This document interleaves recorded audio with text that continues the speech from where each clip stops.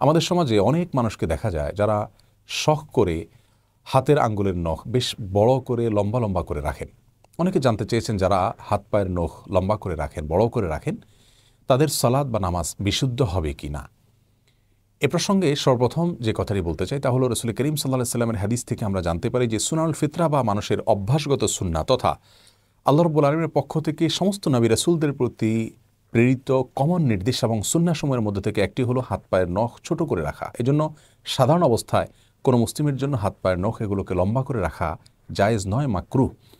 এবং 40 দিনের বেশি যদি কেউ হাত পায়ের নখ না কেটে থাকেন তাহলে সেটি মাকরুহ তাহরিমি বা কঠোর পর্যায়ের মাকরুহ হয়। অনেক ইমামগণের মতে সেটি হারাম পর্যায়ে চলে যায়।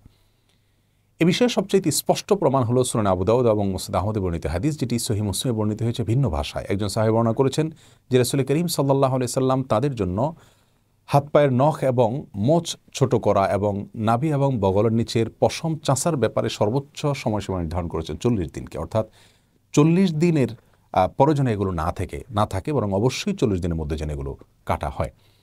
এছাড়া তাবরানী এবং বাইহাকি বর্ণিত একটি হাদিস দ্বারা আমরা জানতে পারি যে একজন ব্যক্তি নবী সাল্লাল্লাহু আলাইহি সাল্লামের কাছে এসে আসমানের সংবাদ সম্পর্কে জানতে চাইলেন, অর্থাৎ ওহী সম্পর্কে হয়তো তিনি জানতে চাইলেন। তখন নবী আলাইহিস সালাম বললেন যে তোমাদের মধ্যে একজন লোক সে আসমানের সংবাদ জানতে চায় অথচ তার নখগুলো হলো পাখির নখের মতো, যে নখের ভেতরে ময়লা থাকতে পারে, কোনো নাপাক ঢুকে থাকতে পারে। এভাবে আরও বেশ কয়েকটি হাদিস এ প্রসঙ্গে বর্ণিত হয়েছে। সে সমস্ত হাদিসগুলোকে সামনে রাখলে আমরা পরিষ্কারভাবে জানতে পারি যে কোনো মুসলিমের জন্য হাত পায়ের নখ লম্বা করে রাখা ঠিক নয়। তাছাড়া এটা অপরিচ্ছন্নতা। এ নখের চিপা এবং নখের তলায় ময়লা আবর্জনা থাকবে, যেটা আমাদের নিয়ন্ত্রণের বাইরে। তবে এর কারণে সালাত বিশুদ্ধ হবে না এমন কোনো কথা নেই। যদি তার নখ তিনি স্বাভাবিকভাবে ধৌত করেন তাহলে সেক্ষেত্রে তার সালাত বিশুদ্ধ হয়ে যাবে। নখের নিচের ভেতরের অংশ পর্যন্ত পানি পৌঁছানোর জন্য আলাদা করে কষ্ট করে কসরত করার প্রয়োজন নাই। তবে হ্যাঁ, ফরজ গোসল ইত্যাদিতে তাকে খেয়াল করতে হবে, বিশেষ করে নখের ভেতরে যদি এমন কোনো ময়লা থাকে যে ময়লা থাকার কারণে সেখানে পানি পৌঁছাবে না এবং সেটা বাহ্যিক অংশ থাকে নখের, তাহলে সেক্ষেত্রে তার গোসল আদায় হবে না। ওযুর ক্ষেত্রে একই কথা, বিশেষ করে রং ইত্যাদি থাকলে। নেলপালিশ অনেকে ব্যবহার করেন, নেলপালিশ যদি ব্যবহার করেন তাহলে সেক্ষেত্রে যেহেতু আলাদা একটা আবরণ তৈরি হয়, ওযু এবং গোসলের পানি সেখানে পৌঁছায় না, যার কারণে সেটি জায়েজ নয়। যদি কেউ নেলপালিশ ব্যবহার করেন বিশেষ করে মেয়েরা মাসিক অবস্থাতে, তাহলে সেক্ষেত্রে ওই কয়দিন তিনি ব্যবহার করতে পারেন, কিন্তু যখনই তার সলাতের বিধান চলে আসবে তখনই সলাতের জন্য অর্থাৎ পবিত্রতার স্বার্থে তাকে অবশ্যই নেলপালিশ রিমুভ করতে হবে।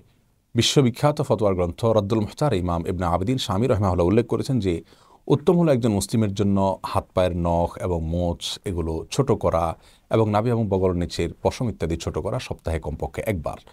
আর যদি সেটা তিনি করতে না পারেন তাহলে অবশ্যই 40 দিনের মধ্যে করা। যদি 40 দিন হয়ে যায় বা 40 দিন পার হয়ে যায় তাহলে সেক্ষেত্রে তিনি কিন্তু শরীয়তের যে এক্ষেত্রে কঠোর সতর্কতা বা সতর্কবার্তা রয়েছে তার আওতায় তিনি পড়ে যান। আল্লাহ রাব্বুল আলামিন আমাদের সকলকে সব ক্ষেত্রে সুন্নতে রাসূল সাল্লাল্লাহু আলাইহি সাল্লামকে অনুসরণ করে চলার তৌফিক দান করুন। আসসালামু আলাইকুম ওয়া রাহমাতুল্লাহি ওয়া বারাকাতুহু।